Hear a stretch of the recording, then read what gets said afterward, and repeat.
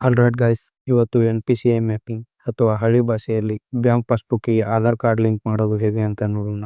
ಮೊದಲಿಗೆ NPCIಗೆ ಏನೇನು ಬೇಕು? ಬ್ಯಾಂಕ್ ಪಾಸ್ಬುಕ್, ಆಧಾರ್ ಕಾರ್ಡ್ಗೆ ಲಿಂಕ್ ಇರುವ ಮೊಬೈಲ್. ಇಷ್ಟು ರೆಡಿನಾ? ಒಂದನೇ ಸ್ಟೆಪ್, ಬ್ರೌಸರ್ ಓಪನ್ ಮಾಡಿ ಗೂಗಲ್ನಲ್ಲಿ NPCI ಅಂತ ಸರ್ಚ್ ಮಾಡಿ. ಇಲ್ಲಿ ಮೊದಲು ಬರುವ ಲಿಂಕ್ ಮೇಲೆ ಕ್ಲಿಕ್ ಮಾಡಿ. ಈ ಪೇಜ್ ಓಪನ್ ಆಯ್ತು. ಇಲ್ಲಿ ಸೆಕೆಂಡ್ ಆಪ್ಷನ್ ಕಸ್ಟಮರ್ ಅಂತ ಇದೆಯಲ್ಲ, ಇಲ್ಲಿ ಕ್ಲಿಕ್ ಮಾಡಿ. ನೆಕ್ಸ್ಟ್ ಇಲ್ಲಿ ಭಾರತ್ ಆಧಾರ್ ಸೀಡಿಂಗ್ ಎನೇಬಲರ್ ಇದೆಯಲ್ಲ, ಇಲ್ಲಿ ಕ್ಲಿಕ್ ಮಾಡಿ. ಇಲ್ಲಿಗೆ ಬಂದ್ವಿ. ಇಲ್ಲಿ ಎಡಗಡೆ ಪ್ಯಾನಲ್ ನಲ್ಲಿ ಎರಡನೇ option Aadhaar seeding and D seeding ಅಂತ ಇದೆಯಲ್ಲ, ಇಲ್ಲಿ ಕ್ಲಿಕ್ ಮಾಡಿ. ಈಗ ಇಲ್ಲಿ ಆಧಾರ್ ನಂಬರ್ ಹಾಕಿ ಸೀಡಿಂಗ್ ಆಪ್ಷನ್ ಸೆಲೆಕ್ಟ್ ಮಾಡಿ. ಅದಾದ ನಂತರ ನೀವು ಸೀಡ್ ಮಾಡಬೇಕಿರೋ ಬ್ಯಾಂಕ್ ನೇಮ್ ಸೆಲೆಕ್ಟ್ ಮಾಡಿ.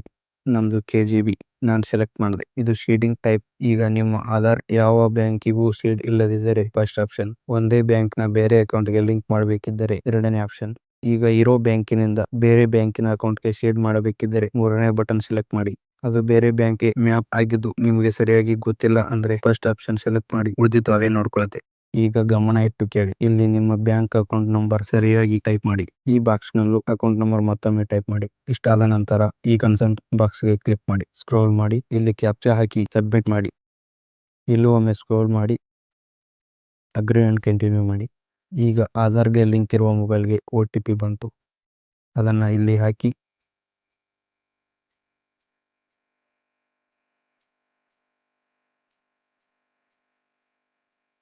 ಕನ್ಫರ್ಮ್ ಮಾಡಿ.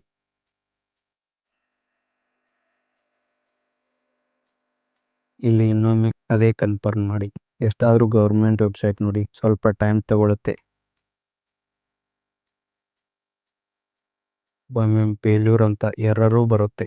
ಆದ್ರೆ ನೀವು ಮಾತ್ರ ಛಲ ಬಿಡದ ತ್ರಿವಿಕ್ರಮನಂತೆ ಮತ್ತೆ ಮತ್ತೆ ಮೊದಲಿಂದ ಟ್ರೈ ಮಾಡಿ. ಸಕ್ಸಸ್ ಅಂತ ಈ ರೀತಿ ಬರೋವರೆಗೂ ಬಿಡ್ಬೇಡಿ. That's all. Thanks for watching. Please like, share and subscribe for more.